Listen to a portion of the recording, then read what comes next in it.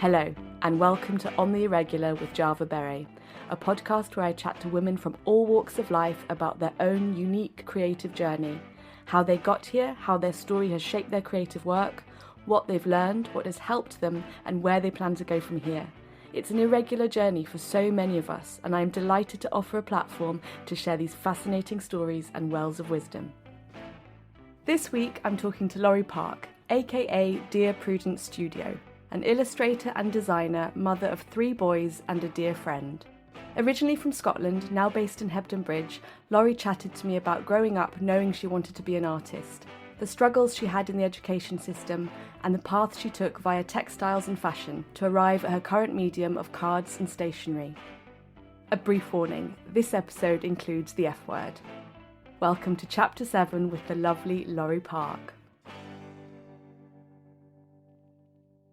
So tell me a bit about like your background, where are you from, and your family life. So I'm from Scotland. I was born in Peterborough, and my parents lived there for like a year, and then we moved back up. I did not know that. But we moved straight up to Scotland when I was 1, and I've lived in just outside Glasgow, and then moved to Edinburgh when I was about 6. And just had my whole high school years, right up to when I left school and got a place at Leith School of Art in Edinburgh. And I just always knew that that's what was for me. That's what I wanted to do. And I wasn't good at anything else. Academically, yeah. It was one path for me, and it was always going to be art. Yeah. Always. You have dyslexia as well, haven't you? Yes, yeah. So, but I didn't find out I was dyslexic until I was at art school. And I was really struggling finding, because when you're at art school, there's obviously historical and critical studies, which is a lot of heavy written content as well, and writing like your extended essay for your end of degree, and I was really struggling writing and finding my voice and finding an angle.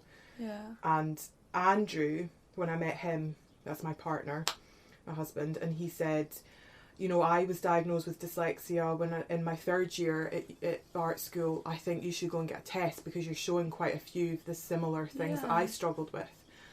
And I went and got tested at learning support, and they found that I was mainly dyslexic with numbers, not so much handwriting and English and all that kind of stuff. It was a lot of my long short-term memory can't hold too much. Yeah, and that hadn't been picked up at school no. At all. I was just put in the bottom group for everything, and I just knew that I just wasn't as good at any other subjects with everyone else was. Wow. I really, really struggled at school. I couldn't find my place. Yeah. The only subject I really enjoyed was history, but I think that just shows when I had an amazing teacher. Yeah. If you've got an amazing teacher, that makes such a difference. It really does, doesn't it? I remember we had an incredible history teacher as well, they would tell stories. Yes, which is essentially what it is. Yeah, it was like the stories. The whole class would just be there in rapture, just like what it was, and they would just like walk up and down in front of the blackboard in front of the class, just telling us all these stories, and it was great. It was a joy, and then you could remember it because you'd kind of visualised it in your mind. Exactly, and you hold on to that information because it's what happened. Yeah. Whereas something like maths, you're just swimming in numbers and you can't visualise it. Well, I couldn't visualise that. I had to visualise a story. Yeah. But so... And so were your parents supportive of you? Like, how did... Yeah, they really were. Well... Because what was the situation at home? Your dad was working? Yeah, my dad worked a lot.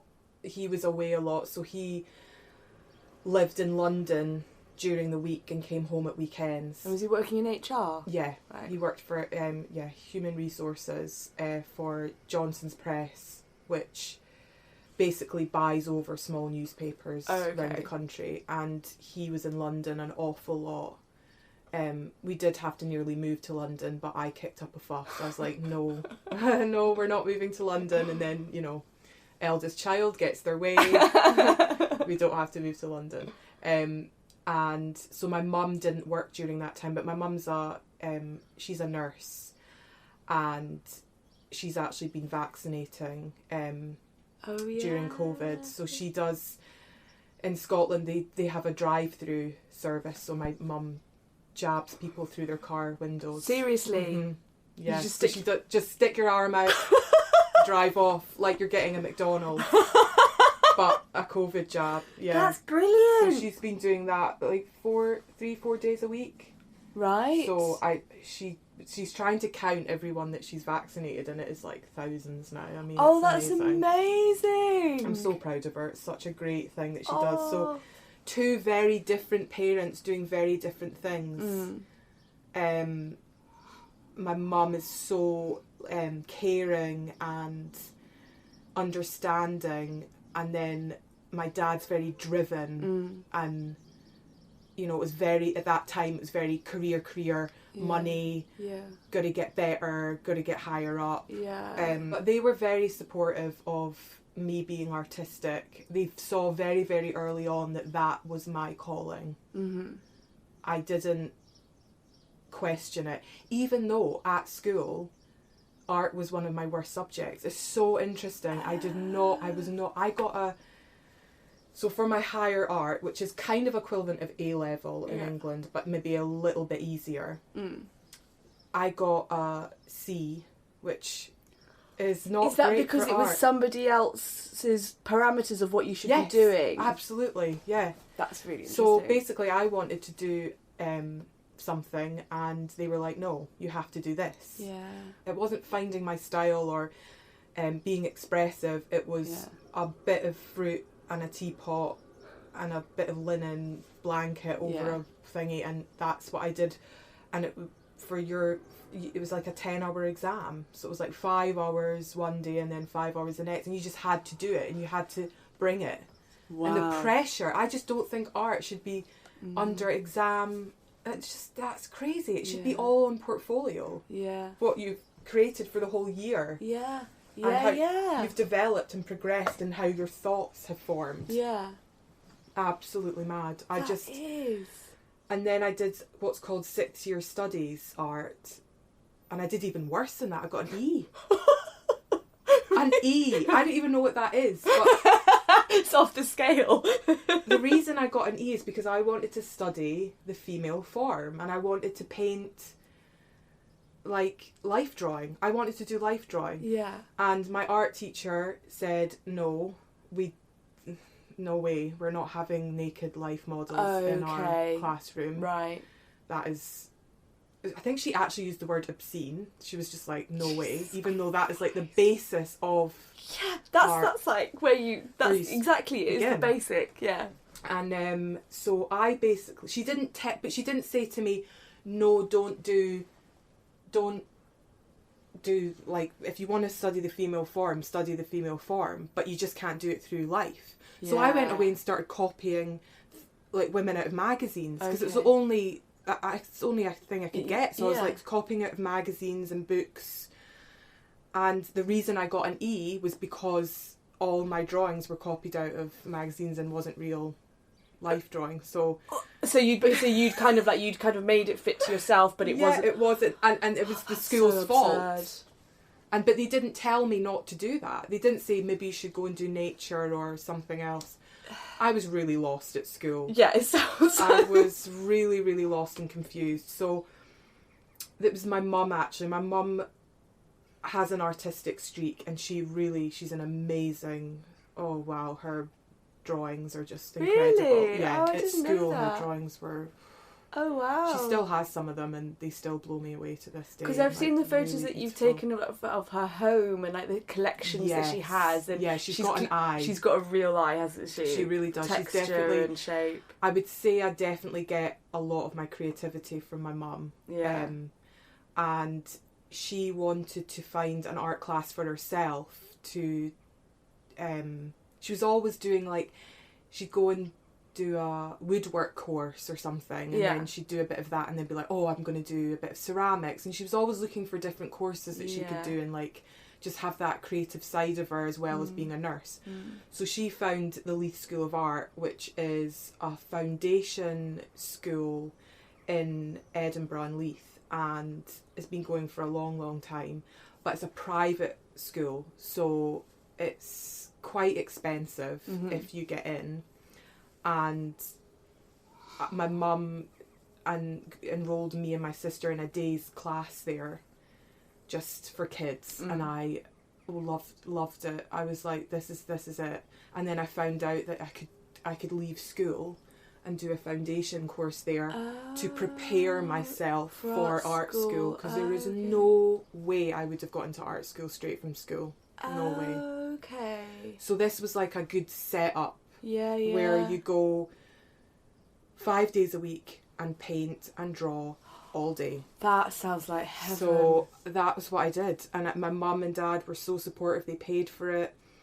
So I started there when I was 17, and just, I couldn't believe it, Java. I was just like, so this is my life now. Yeah. School was gone. Yeah. And I was just like, I just felt like I instantly belonged. Oh, that's so just lovely. Like, and it's an old church that had been converted into an art school, and very small. So there was only like 40 of us all together. Oh, wow. All just having left school. Yeah. Guys and girls all mixed. We and were that all age, really close. you get that so age, close to people, and it's, yeah. Oh, wow. And we all, and there was a few cool guys, you know, that smoked. And, and I was like, oh my God, they're so arty. And they'd wear like their kind of painted overalls, like jeans, but just in them all day, and their hair all scruffy. And I was just like, oh my God, this is amazing. So like you're checking out the talent. Checking out the talent, totally. I was just like, this is amazing. And we'd have a really intense lecture in the morning with like, you know, the big screen, and the tutors would just go through artists, and that would really drive you for the afternoon of then painting. Yeah. And we just did life drawing every day. Every day life drawing. We do still lifes as well. We did lino printing, we did traditional printing, I want to do this course photography. now. Oh my God, you would love it, Java. It's like, I didn't feel like I was the best, but it wasn't about that. It just didn't feel like it was about that. It felt, I know I had a long journey to go, but when you're drawing like that intensely every single day, oh my goodness, and you're learning from the tutors. Just unreal how quickly you come on, and how quickly you find your style as well. And they were very, very focused on sketchbooks as well. Sketchbooks was a huge part of the foundation course, to understand how to use a sketchbook and make it beautiful and make it something that is just yours, almost like a diary.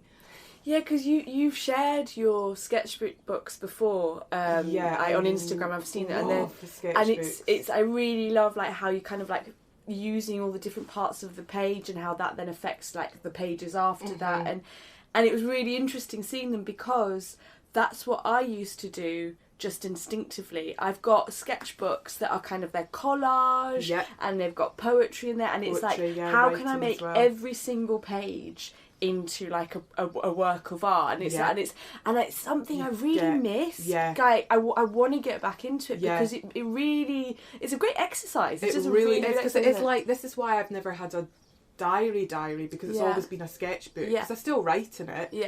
And then you look back on them and you remember days that you've done, and they're so I mean, I've got hundreds, and I think that would be the first thing I'd rescue if my house went on fire, would be all my sketchbooks. You know, one day there's going to be like, you know, like you have artists, you can go and like walk around artists' houses or their studios. One day there's going to be all of your sketchbooks exhibited somewhere. It's so funny, because I was doing a still life, and one of the tutors came round and he said to me, "You've got a very textural style to your work. Right. Have you thought about textiles?" And that was that one thing he said to me. I was then going home and looking at textile designers and surface pattern designers, and just reveling in that, and being like, I think this feels right. Because it's kind of like more design. I didn't feel I was quite good enough to go fully into art, like fine art. Yeah. So I was like, I need to find something else.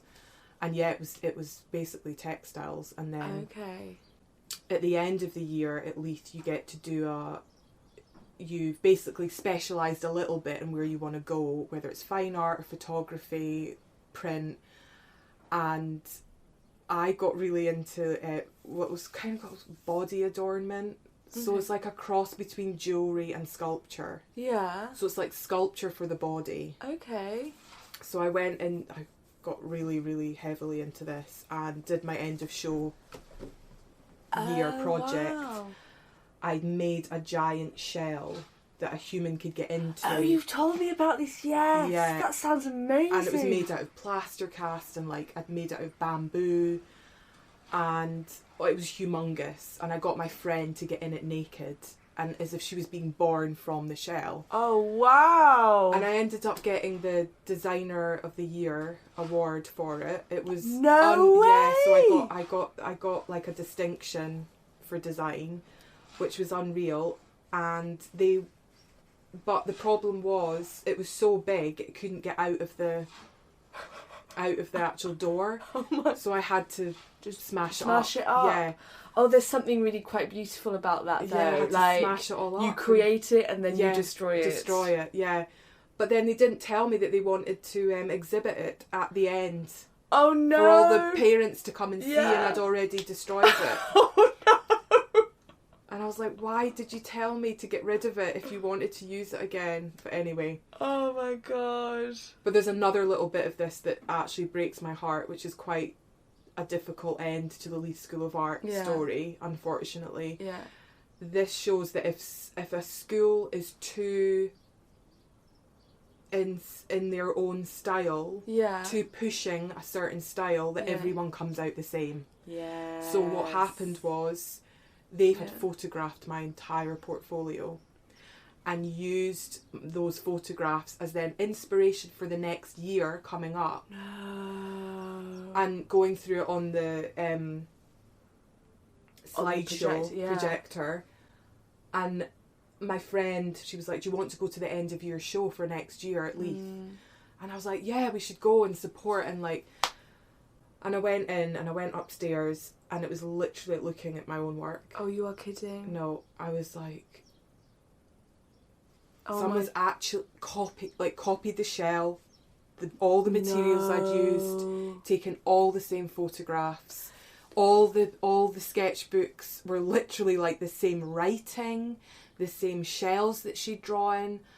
I was only 19 and I just didn't have the confidence to go and say to the tutors, if that was now, wow. I mean, it's kind of plagiarism. It was complete plagiarism. It was all very not a good time. But then it all just floated away. The fact that I got into Glasgow and you know, that was a great time, and I knew that I wanted to do textiles. The whole 4 years at Glasgow were absolutely incredible, and I was very lucky to be part of it. Yeah, Glasgow feels really iconic. I think. Oh my gosh, it's not now since it burnt down. Oh God, I know, because my grandmother went. She studied jewellery at Glasgow. Oh, so she did. I forgot your grandmother jewellery. Yeah, and she really loves Whitney Mackintosh and. The stories that she would tell about, you know, about... Your gran will have been there at the peak of... Yes, because I guess it would have been 40s, 50s, oh my God, unbelievable. Wait, so she was born in 1932, so wait a minute, so late 40s. Yeah, it would have been like just at the end of the year. And the photos, and she talks about the other students there. I'd love to see the photographs that she's got of her. I know. Because she would have been in the Mac building. Yeah, she was. Because the design... I think the design...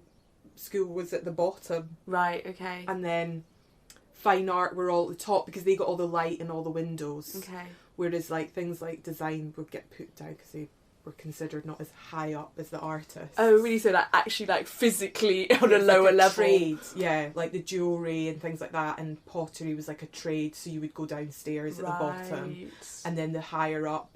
Okay, there's a really good video actually on YouTube that I watched on the Glasgow School of Art and the way it was and the way it ran as a school.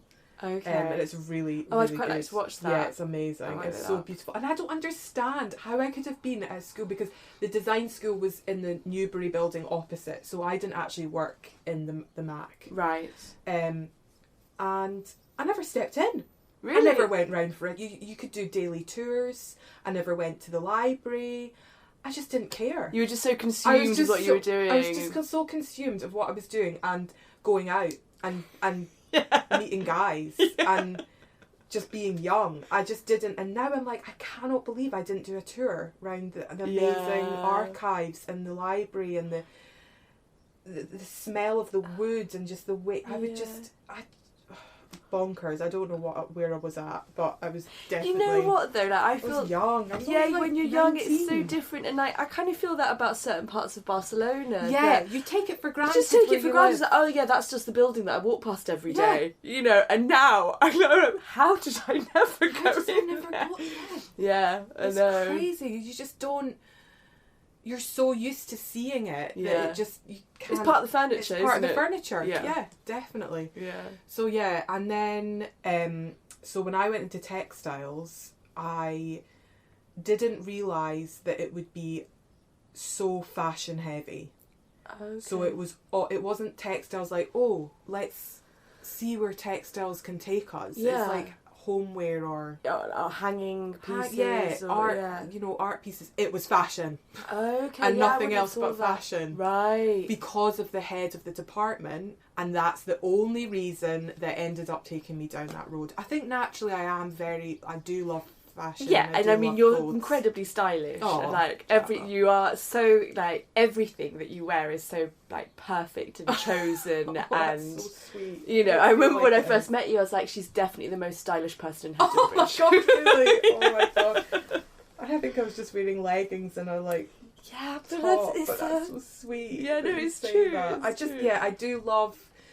I am, you know, my husband and Andrew and I are very much into clothes and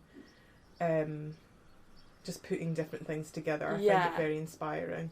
Yeah. So it was a natural way for me, but I don't like the process of making clothes. Yeah. Like that never sit well. Yeah.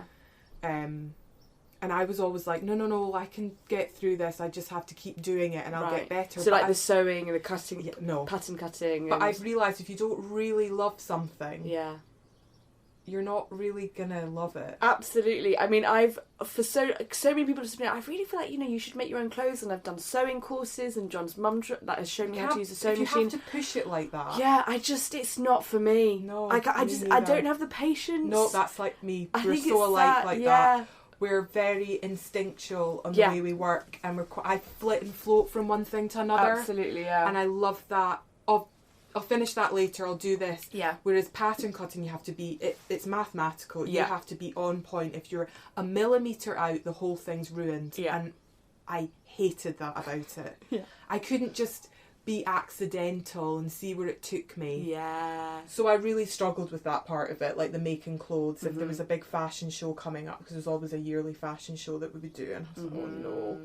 So you had the ideas, Yeah. but it was the executing It was the execution that I just couldn't, it just wasn't finished enough. Yeah. So with textiles, you've got 4 specialisms, and you've got print, embroidery, weave and knit. So you can choose one or you can choose 2 and mix them together.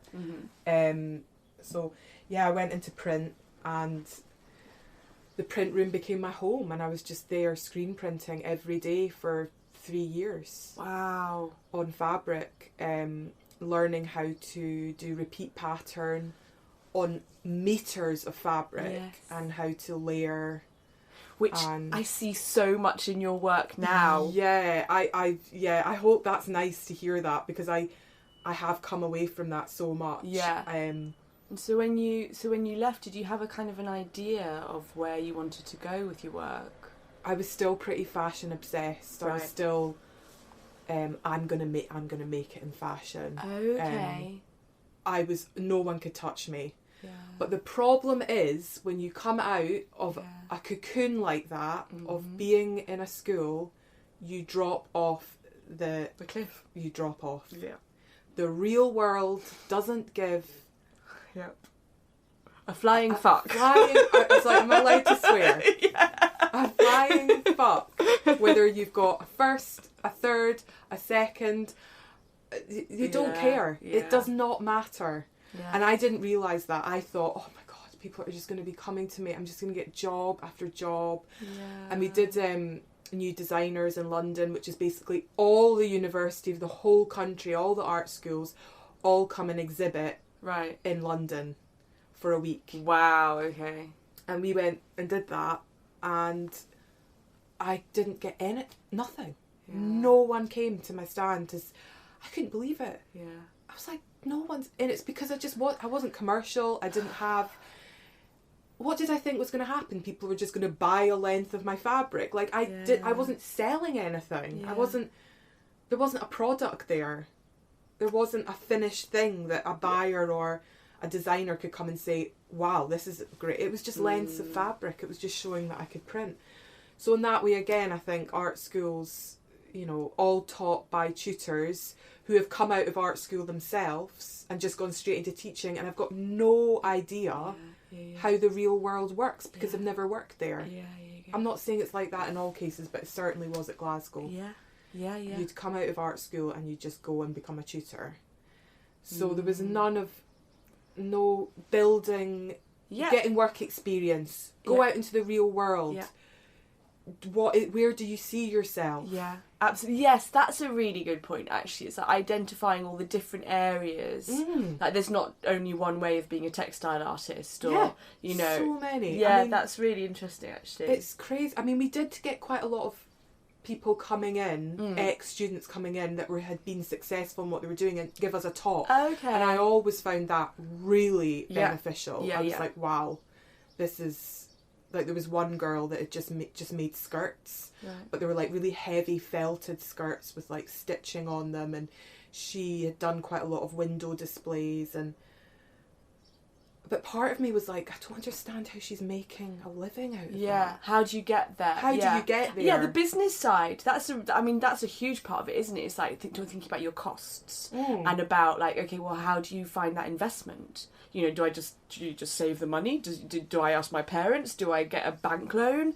Like, the logistics, the logistics and the nitty gritty. That is the key bit to be a successful creative. It's kind of got nothing to do with your there is that, but like it's got so little to do with the creativity. It's like it's your business head. It's how you create it. And having that money and being in the right place at the right time as well is a huge... I mean, if it wasn't for my Gran Mildred feeding me money, every time I went to see her, I wouldn't have been able to afford to buy any of the things that I needed to even do what I needed to do. Exactly. That's the thing, and that's why art and creativity ends up, being kind of like the privilege of the wealthy. It really is a privilege, and especially now because you have to pay. You even have to pay even more. To be able to have the rights to study. Well, art. It's like I consider that I come from a middle class background, but we always at home, like, money was very up or down, because my mum was free working. Your mum was freelance, she was creative, and so it was kind of feast or famine. And I always had a babysitting job, but we would often rely on my babysitting job to like buy groceries for that week or whatever. And so I really wanted to do my baccalaureate in art, because you had to choose. You did either art or literature or sciences, I think that's. And I wanted to do art, but I didn't choose. And the baccalaureate is it's like, I guess it's like A-levels or GCSEs. It's like when you're 16 to 18. God, I wish it was called that here. That's a beautiful name. Yeah, it's the International El Bachillerato. That's what it's called. Wow. And so I wanted to choose art, but I didn't choose it because of the cost of the materials. Because I knew... Isn't that... Oh my God. Yeah, because I knew we wouldn't be able to... Because of the cost of materials, you didn't do what you wanted to do. Yeah. And because I knew that we didn't have a steady enough income in our house for me to be able to buy whatever I needed. Whereas I knew that if I studied literature and humanities, you don't need I don't need that. I can borrow the books from other people. And luckily it was something that I was really interested in, I really loved, but I've always felt a bit heartbroken that I didn't choose that. But I found my way, I found my way in a different way. Yeah. And I guess the great thing is about you, Java, like you're very, very good at a lot of different things. So you're an amazing writer, you're an amazing artist, you're an amazing curator. You've got a lot of different legs that you're very good at, which can make it tricky to choose because you're so good at so many things. Whereas I was just like, no, I'm only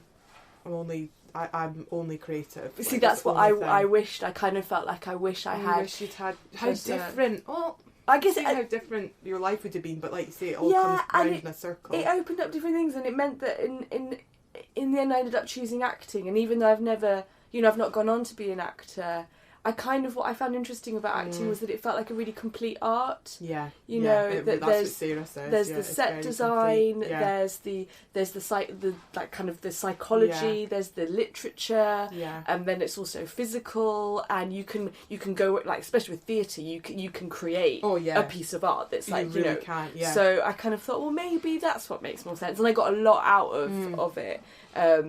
But so, it's in some ways maybe it's made my life a bit richer, the fact that I didn't do that, because I've just then explored loads of other areas which I really love, And it probably really brought on your writing. Yeah, because you kind of learn about storytelling and what's interesting to tell. You did the show, so did you? Yes. So what made you move to London then? Oh, I just got obsessed with London. I was like, again, I've got an awful thing called FOMO. I'm very determined that fashion was what I wanted to do. Okay.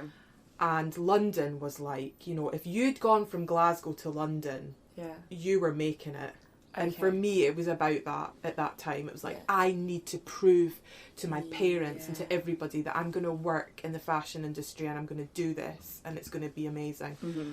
So Andrew and I lived in a flat together on Ingram Street in Glasgow, and everything was great. He was working in H&M as a visual merchandiser. I was working in Vivi Rouleau, which is a French style ribbon shop. Mm-hmm. Had a great group of friends there. I had it all really. It was good, but it wasn't enough. I just was like, nope. And my sister had also got into RADA, so that was another reason I want to move to London, because I couldn't see my life in Glasgow without her. It was like those two big reasons. So I said to Andrew, I was like, you can get transferred to H&M down in London. You'll be able to go up the ladder much quicker. Because he'll be on Oxford Street. Right. And I'll try and get a job in a fashion house. Yeah. So we just packed up and went down. Wow. And it's so weird because I got the train from Glasgow to London, and I remember getting on the train and I didn't know what was happening to me, but I was having a panic attack. Okay. I was literally, what am I doing? What am I doing? My heart was thumping through my chest. We were just about to pay a £995 rent a month, gone from like 400. And I didn't have a job. And I'd sold my car to get money, and I was like, I just put everything on the line for this. Yeah. So I was really, it was a big, big change. And it was so hard to get a job. Oh my gosh. It was impossible. I was really struggling. So I got a little kind of like, internship. And I was there but I'd also applied for 5 other internships with bigger fashion houses, and I'm talking like ones that I would never go and work for, but I didn't care. I was just like, I just need... Yeah, you needed, Yeah, I applied for like Stella McCartney, Tom Ford, Conran shop, just everywhere I possibly could. I was just like, they're looking for interns, I'll just keep applying. I just wanted to get into that world so badly. And I got a phone call and they offered me an interview, and I went, and they were just like, we love your work. They told me all this stuff that I'd get to do. They were like, we'd really like you to design a print for the collection, which is like not the high fashion side of the label, but the more commercial end that they sell to shops. So I started there, and it was the worst time of my life. Jesus. I mean, it couldn't have been worse. experience. It's literally like Devil Wears Prada, but worse. I mean, I literally, when I watch Anne Hathaway on that, and people are like, oh, it's a bit over-exaggerated. It is not. In fact, it's worse than that. It is. Wow. You get treated like... It is just obscene, the way people talk to you in this world. It really, really is. God. And I am so... I get so vulnerable, and I don't like when people confront me. Yeah. And it was just every day just felt like 50 confrontations. That sounds like I'd just be in tears the whole time. There was constantly girls in the toilet crying. Constantly. God, that is so toxic. It's so toxic. Jesus. People would just ignore you. No one would smile at you. You'd get the whole look up and down to check what you were wearing. Oh, of course. You were expected to work from 8 a.m. till midnight every day. And if you left early, if you were like, well, I've got dinner plans, or I want to get home to, whatever, at a normal time, it would be like, well, don't bother coming back. Just don't come back if you're not going to work till midnight. And that's not being paid. You got paid nothing. You got paid travel expenses, and that was it. So it was a really horrible experience, and I didn't get to really do any of the things that I wanted to do. It was all design sheets on computers where I would just work on Photoshop and Illustrator, doing design sheets of intricate zips and pockets, so that you send those design sheets to China, India, and they would make what you had drawn. So it's like the instructions. Basically instructions of how that garment would be. And that was basically it, what I did for 4 months, 6 months. And it wasn't anything of the sort that I thought that I would get to do. And going and doing lunch runs for the head designers. And all of this without being paid. Yeah. So basically, to go into the fashion industry, you need to be somehow like have a magic money tree. Yeah. And be prepared to be abused. Abused. Yeah, that's what it was. It was literally abuse the whole time. I lost so much weight. Yeah. I couldn't eat. I couldn't sleep. Andrew and I were arguing all the time. We couldn't afford our rent because I wasn't getting paid anything. It was miserable. Like, I was so unhappy. At point, I don't know why. There was one time I was getting on the bus and I thought, I just want this bus to just like run over my foot. I actually wanted it to run over my foot so I didn't have to go into work. Why didn't I just not go? Like, because what was making me stay when I'm not being paid? Taught to be grateful for the opportunity, and because it's the status what it's. Yeah. The whole place was toxic. Yeah. It was not for me at all. So, but I did do my full intern, and part of me at the time felt good about that. I was like, well, at least I did it. I got through it. Yeah. But then I really did need a paid job, so got a manager job in Sweaty Betty. Really? Went to Sweaty Betty after that. I was like, I want to get fit and healthy again. I want to like think about myself. And I was walking past a tiny little shop on Battersea Road, and they were looking for a manager, and I was like, oh, I could do that. Okay, good salary, and I got the job, and I was actually really happy there. Yeah. I got to do running clubs, my own running club, my own yoga class that another teacher ran there, and it was just a really interesting way of life. I got to meet all the yummy mummies of Battersea and all the women of a lot of money that would come in and buy like their latest ski suit for the... Oh wow, that's a whole other world. Yeah, for the ski season. Yeah.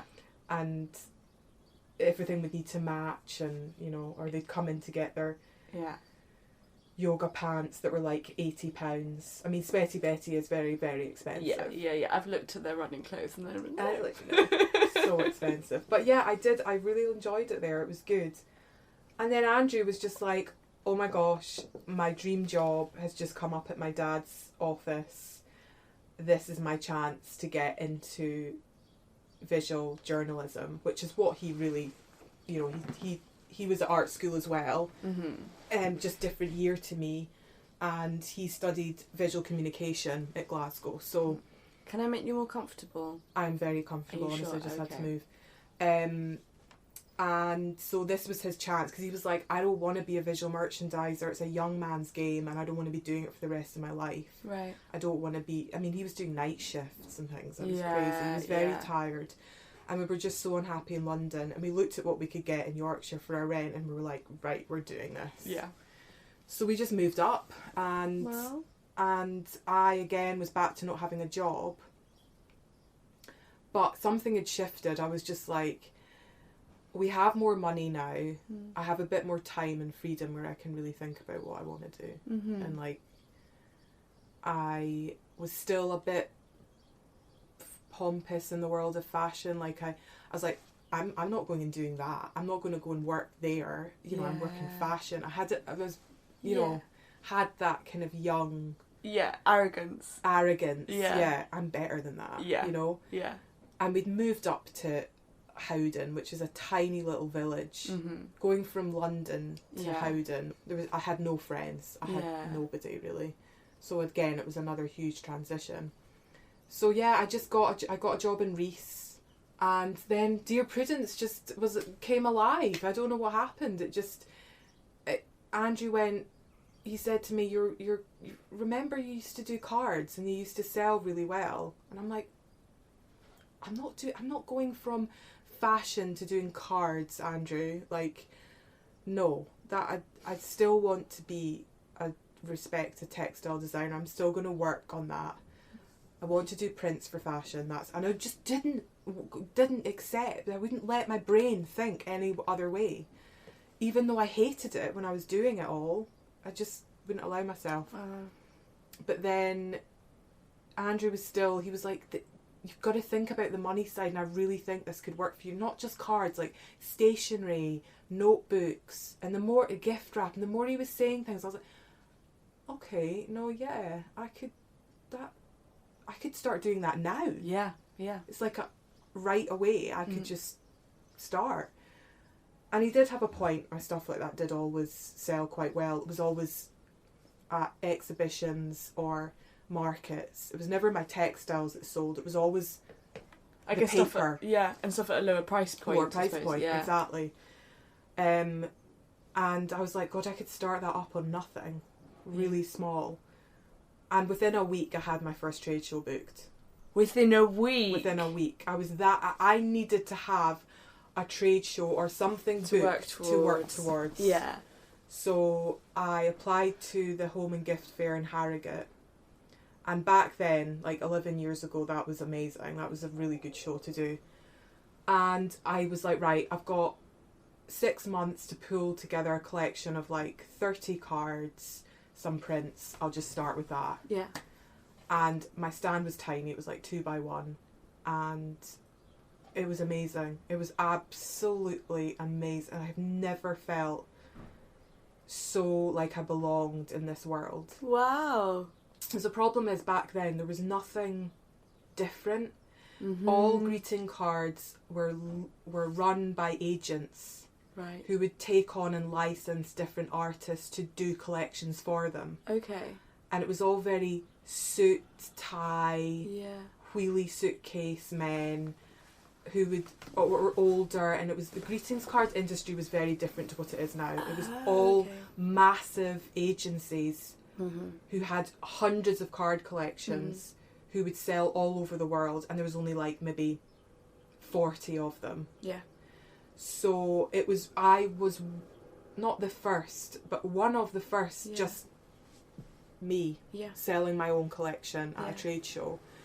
And now you go to a trade show and it's just like everyone, because it's so easy to do now. Yeah. And everyone's doing it. So back then it was really because that's really interesting, because I was thinking when you said that you'd booked in for a trade show, and I was thinking, I didn't even know that trade shows existed, and I can imagine that, you know, that's another thing of like, you know, understanding how to create a business, because artists have always made cards, you know, to sell whatever. But I guess it's like, oh, I'll just sell them from my studio or from, you know, in like, I don't know, a small shop. But to take it to that level of wholesale. Yeah. And I'm gonna have some of this pie for myself. Yeah. Why do all the big agencies get them? Why can't I? Yeah. And I wanted to go down the wholesale route. I don't know why I had done selling my work already retail, and remember that, you know, online shops and Instagram didn't exist yet. Of course, yeah. And I just loved trade shows. I loved talking to buyers. I loved having other opportunities to design and collaborate with shops. Yeah.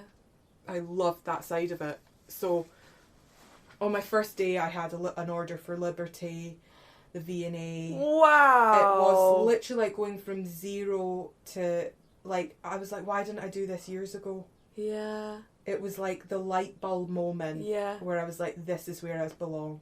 And everyone was so friendly and supportive. I was like, the greetings card industry are glorious. Everyone's wanting to help you. I got so much help from an amazing girl called Rosie, and her card company is called Rosie Wonders. Mm-hmm. And she's based in London, and she's been going now for 20 years. And she took me under her wing and just was like, okay, this is called a pro forma, this is called an invoice, you need a minimum order, you need to do this. She just told me, and I was like, you're just giving this information away for free. I was so grateful to her. Wow. Basically what you did for me. Yeah, I just think that someone else had I think it was Lizzie as well on Instagram, who did a really interesting IGTV about why are we all keeping our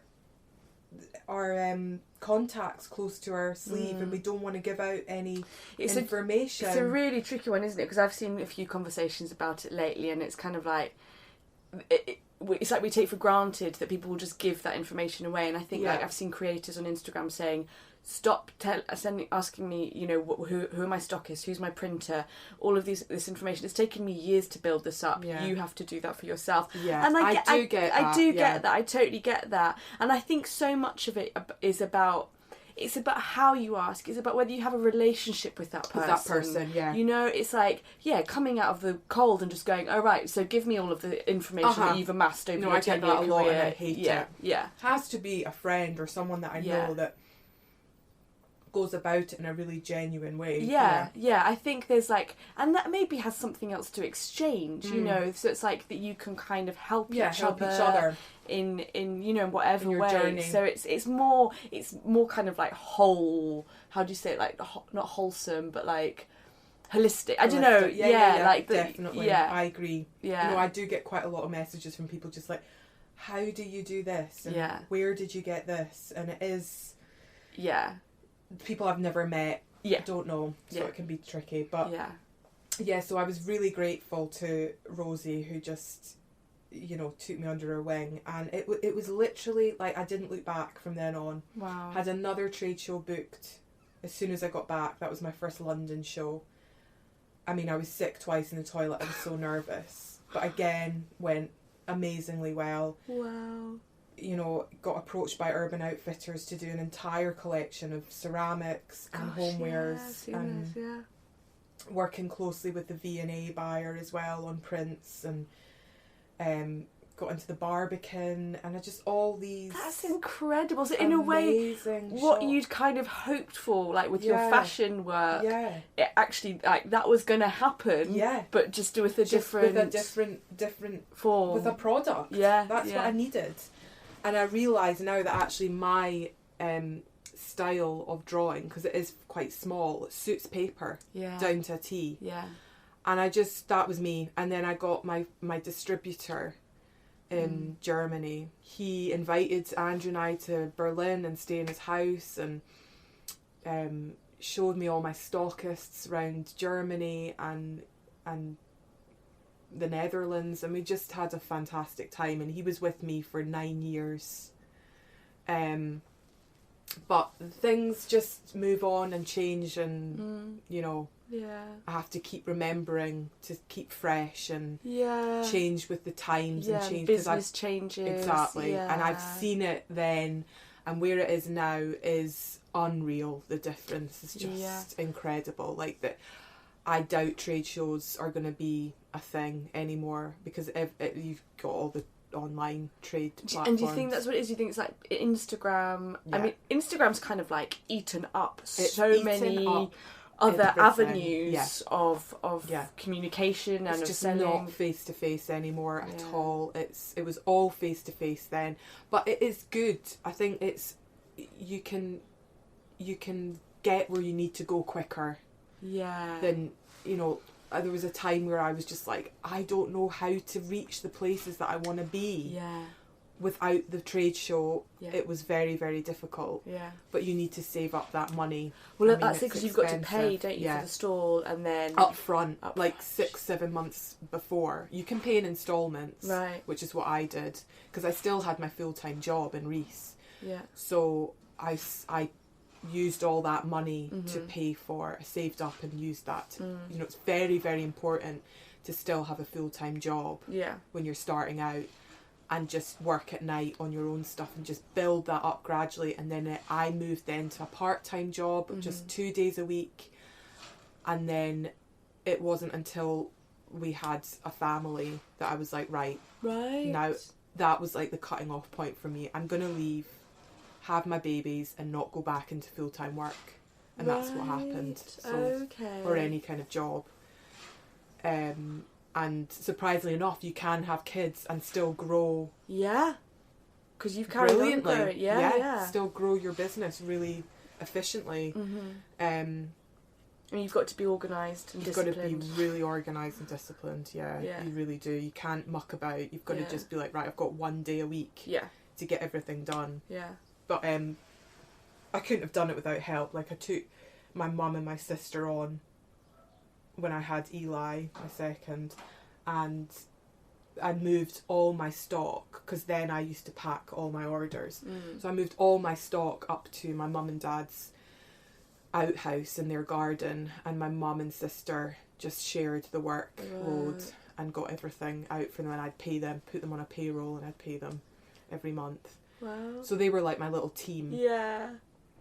And then as, you know, technology moves forward, and then my printer was like, you know, we've now got the capacity where we can hold all your stock and post your orders out directly. Yeah. And it was saving me money, because I wasn't just sitting on stock. And it was just the best thing ever. It really was.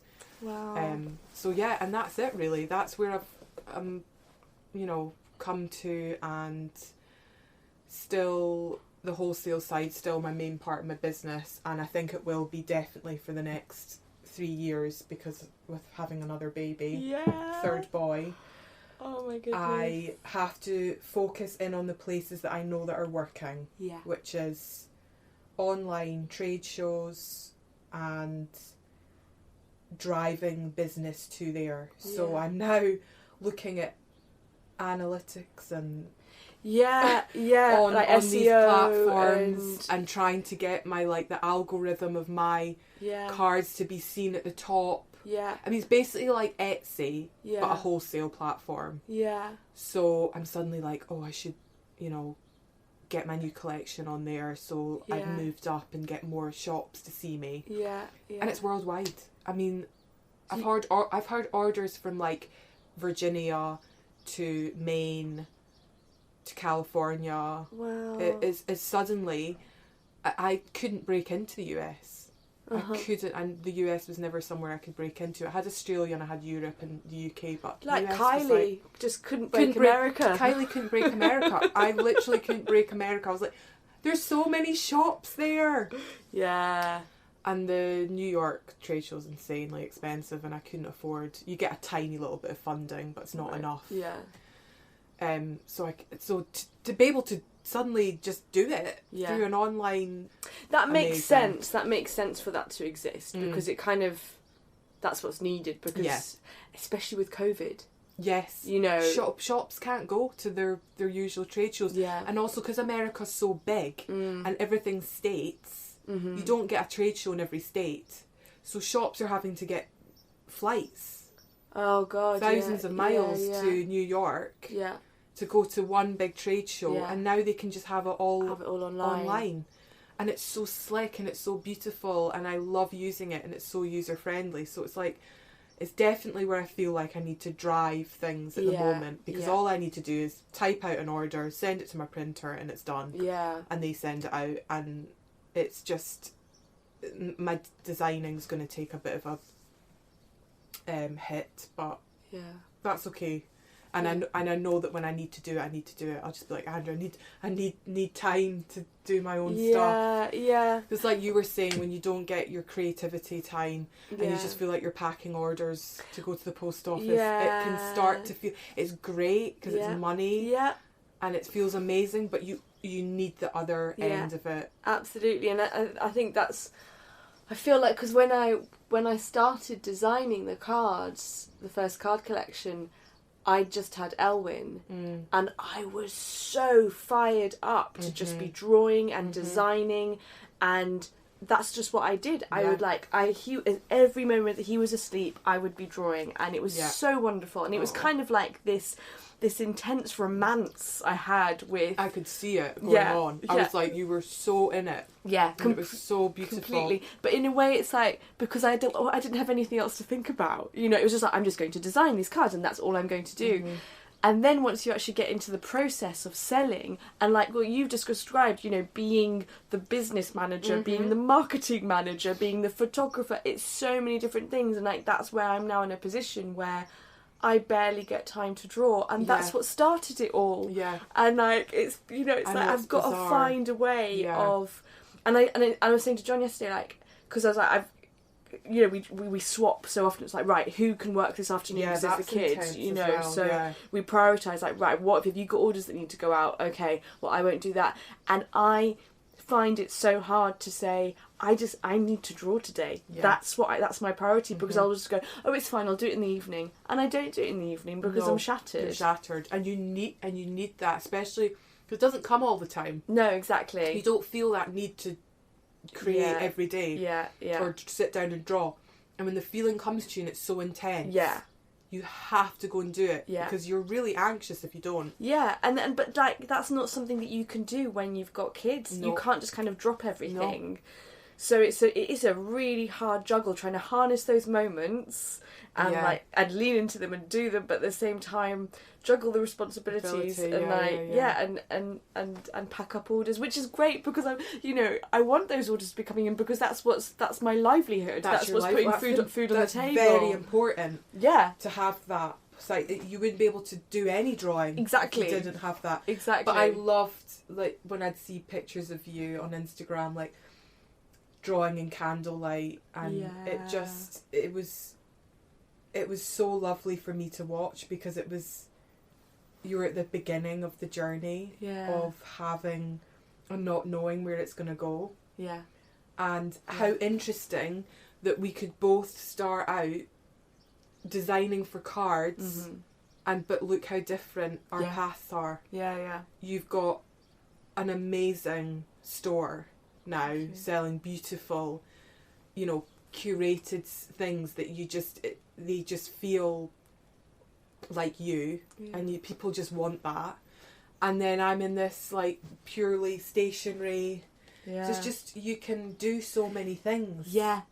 With having a card line, can go so many different directions. Absolutely. And take you on totally different paths. So I think that's what's great about it. It is. It's so true. And you don't feel that competitiveness either, because most people have totally unique styles when it comes to cards. Yeah. But they have to be commercial, and they have to be able to sell. Yeah. And sell again and again and again. Yeah. Otherwise, they're not going to make it. Yeah, and that's the thing. It's the compromise you've got to make, isn't it? Because it's funny, when I left my job after having Griffin, I just knew that I wasn't going to go back to my work. And I was like, but I know that I want to work for myself, and I want it to be creative, but it has to be money focused. I never felt like, you know, I'll maybe go into like performance art or, you know, anything like that. It was like, no, this has got to be about me making money. People have to want to back, and I saw that in you when you said to me, I've been thinking about, I think you said prints for the kitchen as well. Yeah. And I was like, oh my goodness, yes. Yeah. Like you were already thinking about what would people want to buy. Totally.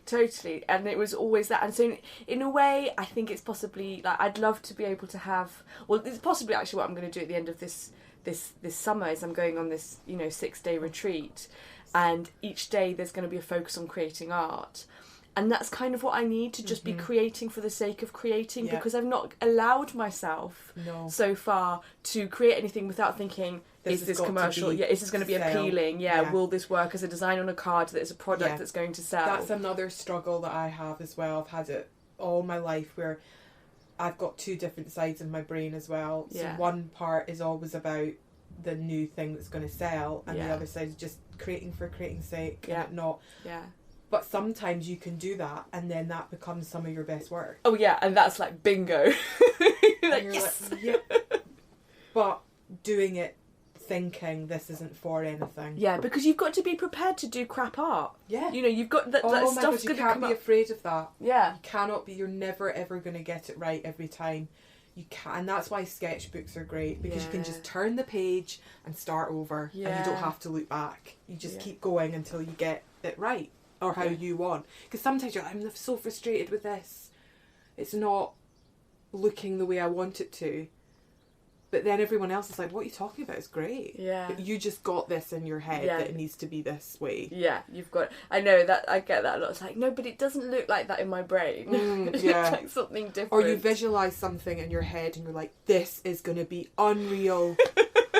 And then you go and do it and you're like, that is rubbish. Damn, it's not how I imagined it in my head at all. And you get so excited, and then it's disappointing when you do the process. Yeah. Quite often for me, it's just I'm not thinking about it, and I'll do it, and then I'm getting into it. Yeah. And I'm like, oh, I'm liking this. This is good. This is good. Yeah. And it's over like so quick. Yeah, I know. Oh God, it's amazing, the creative brain, isn't it? It really, like having 7 months of it being switched off.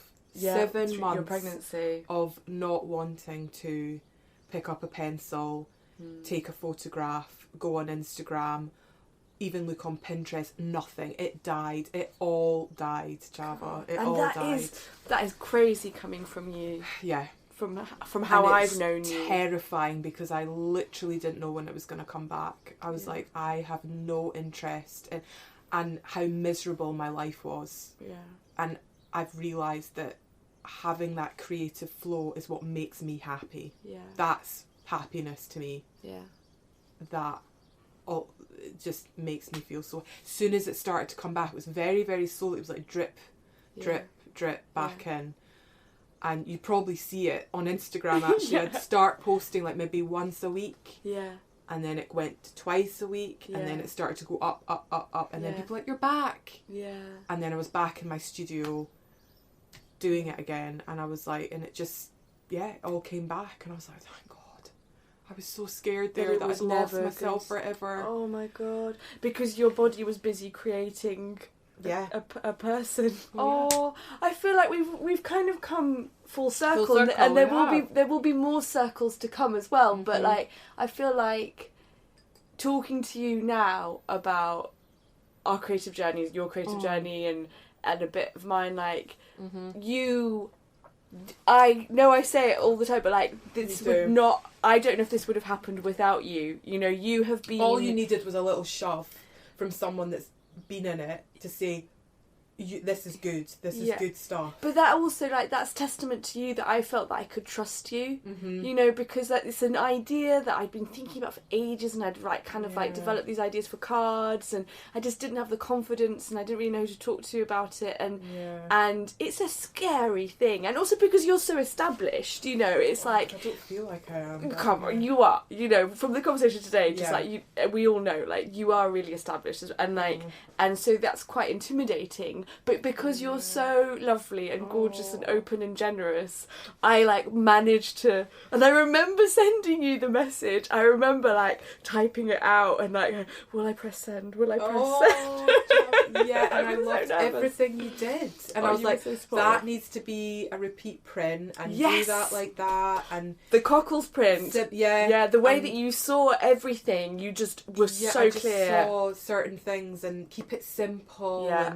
And thank you so much for talking to me today. I've loved it. I've loved being in your house. It's so lovely. And eating an orange and having the most delicious tea. It has been. Is this your one from your shop? Yeah. It's nudity happy blend. It's beautiful. It's got like rose and cacao nibs in it. It's beautiful, isn't it?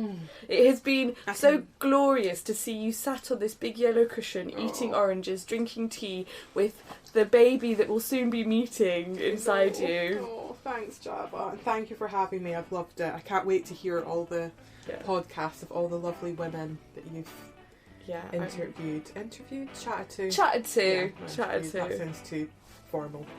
Thank you. Thanks, Java. You can find Laurie on Instagram at Dear Prudence Studio, where she shares insights into her process, her work, and her beautiful home. Go to dearprudence.com to find Laurie's selection of whimsical cards and stationery. Thank you so much for listening to On the Irregular. Please make sure you review and subscribe, as it helps other listeners find us.